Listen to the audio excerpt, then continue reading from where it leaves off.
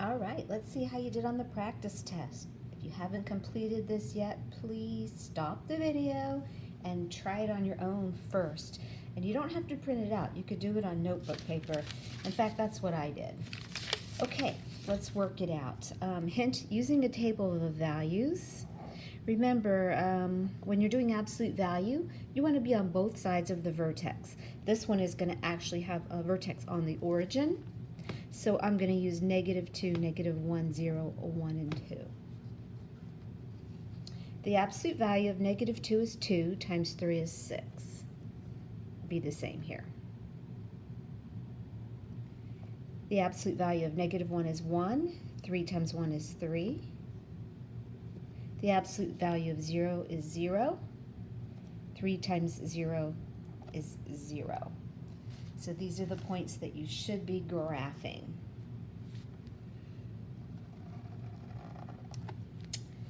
I'm going to put my axes right here. And then -2, 6. -1, 3. 0, 0. +1, 3. And +2, 6. Remember, your absolute value should make a V.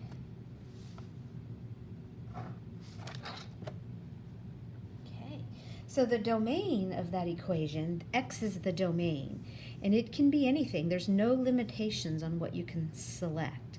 So for the domain, it's all real numbers. Now the range, on the other hand, is your y values. And if you'll notice on the graph, the y's start here on the 0 and go up. So y must be greater than or equal to 0. You'll never get a negative answer. Okay, number 3, you're looking at this parent function and comparing this one. It will be flipped. Now if you think about it, what that means is instead of being up here, it'll be down here. So you're flipping it over the x-axis. And remember, another word for flipped is reflected. All right. For number 4, when you move inside of the absolute value, it's kind of the opposite of this sign. So because it's a -2, g of x is going to move right 2. Be more grammatically correct to say is moved right 2. The vertex. This one is moved right 7, so the x will be on the 7, and the up and down does not change, so 7, 0. Number 6, the left and the right, it's going to go left 1, so the x will be -1, and then it's going down 3, so the y is -3. Now number 7 is the same kind of a question, it's just in words. So what it's saying is that this graph is from a person's house to their school, so like house to school, and then from school to their friend. So it's an absolute value graph. The school is going to be on the vertex. The x has moved to 0 and the y has moved up 4, 0, 4. All right, number 8 is kind of wordy. You've got 2 people that are charging for tutoring.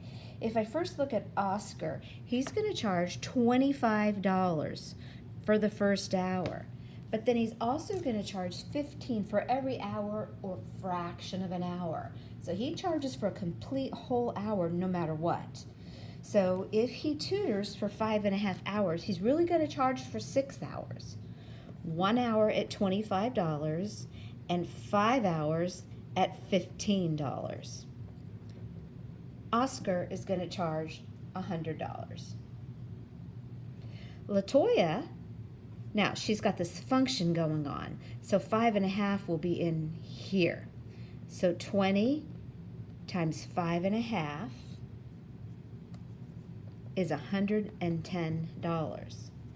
So the answer is that LaToya charges $10 more. Okay, number 9 is also a step function. This is the cost of renting skates. There's a base fee, and matter of fact, from the graph, you can see that the base fee is $4 because you're paying $4 for no time, just for the privilege of skating.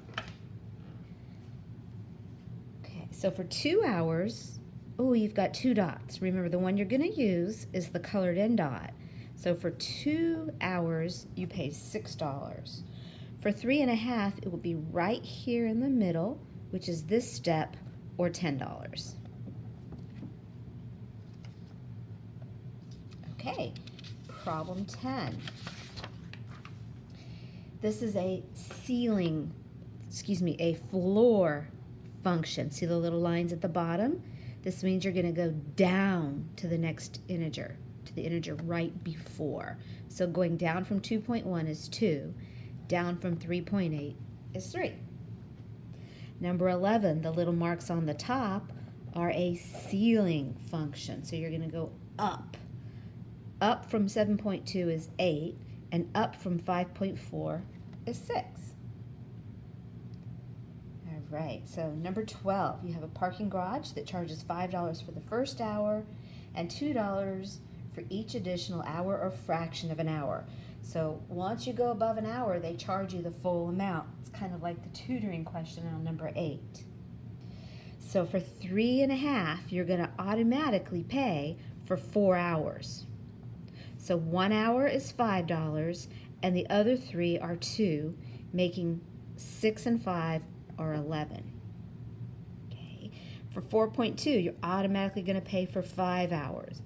1 hour at the $5, and the other 4 at $2 each, or $13. This is the one that doesn't work. Let's go ahead and verify that C and D don't work as well. So for 3 hours, 1 hour is $5. 2 at 2 each is 4 or 9. That works. 4 hours, 1 at 5, and the other 3 at $2 each is 11, and that one works.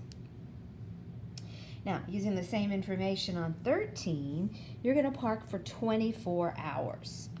So 1 hour is at your $5. The other 23 hours are at $2 each.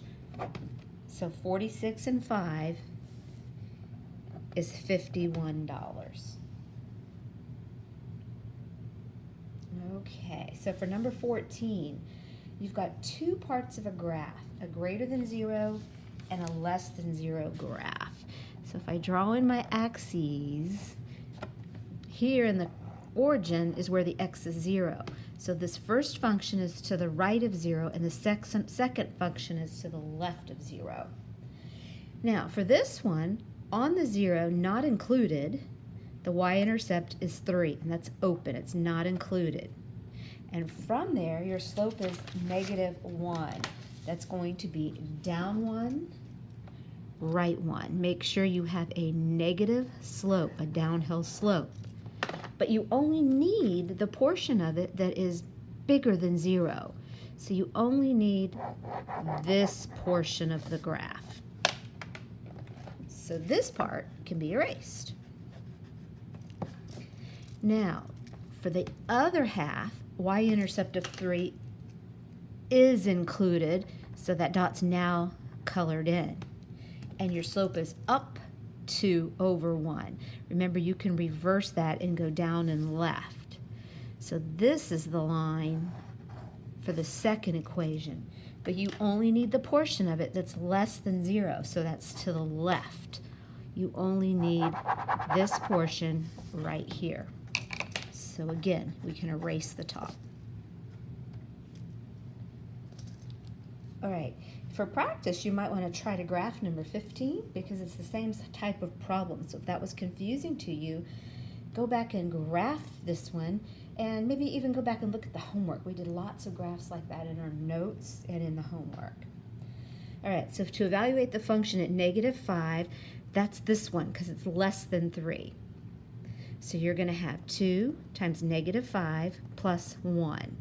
-10 plus 1 is -9. 3, make sure you're using the one that includes 3, which is the second one. So 3 plus 4, or 7. Finally, x bigger than 3 would include the 6, so 6 plus 4, or 10. Before you attempt the test, make sure you've looked this over, maybe listen to this video a few times, because you're only going to get one shot at it. Do your best.